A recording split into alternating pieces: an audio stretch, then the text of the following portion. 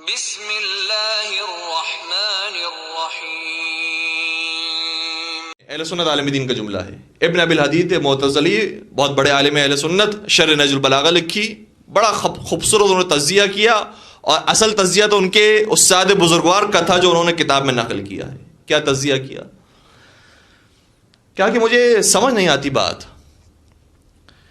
ایک پوری داستان روایت کے اندر موجود ہے کہ جب فتح مکہ کا واقعہ پیش آیا تو نبی اکرم فتح مکہ کے موقع پہ جب تشریف لائے تو بہت سارے لوگ ظاہری طور پر مسلمان ہو گئے، نبی اکرم نے سبھی کو بخش دیا، لیکن کچھ لوگ ایسے تھے جن کا نام لے کے ذکر کیا، اگر یہ خانہ کعبہ کی غلاف کو پکڑتے ہوئے بھی نظر آئیں تو انہیں قتل کر دینا، مسجد الحرام میں بھی نظر آئے انہیں قتل کر دینا۔ گرچہ بعد میں انہوں نے آ کر توبہ کی اور سچے دل سے توبہ کی، ان میں سے بعض نے جو سچے دل سے توبہ کی انہیں معاف کر دیا گیا، لیکن ایک روایت اہل سنت کتابوں کے اندر پائی جاتی ہے اور میں وہیں سے پیش کر رہا ہوں۔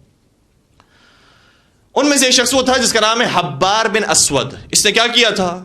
یہ شخص وہ تھا جو اہل سنت روایت کے مطابق رسول کی کچھ اور بیٹیاں تھیں جو 4 بیٹیوں کے قائل ہیں، جناب زینب۔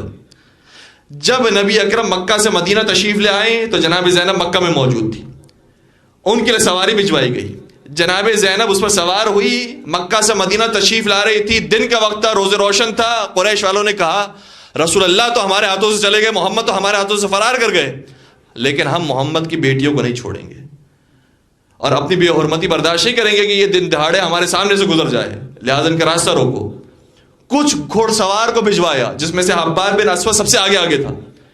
جیسے ہی یہ پیچھا کرتے کرتے جناب زینب کی اماری کے قریب پہنچا اور نیزہ اٹھا کر گھونپا ہے ایک جانور کو، تو جناب زینب اتنی پریشان ہو گئیں، وہ اس وقت حاملہ تھی، بچہ ساقط ہو گیا۔ روایت کا جملہ ہے۔ کہا جب فتح مکہ کا واقعہ پیش آیا تو جن لوگوں کو قتل کرنے کا نبی اکرم نے حکم دیا تھا اس میں سے ایک حبار بن اسود تھا۔ اس کی وجہ یہ ہے کیونکہ اس نے بنت رسول پر ظلم کیا تھا۔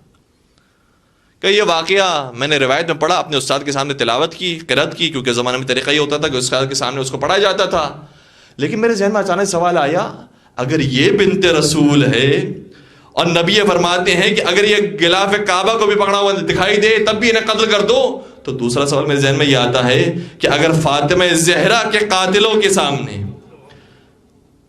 نبی اکرم زندہ ہوتے تو جس طریقے سے زینب کے قاتلوں کے بارے میں کہا تھا کہ جہاں ملے تمہیں قتل کر دو، فاطمہ کے قاتل بھی جہاں ملتے انہیں قتل کر دیا جاتا۔ اگر ان کے بچے کو سخت کیا ہے اور حکم یہ دیا گیا ہے کہ انہیں قتل کر دو، تو زہرا کا بھی لال سخت ہو گیا۔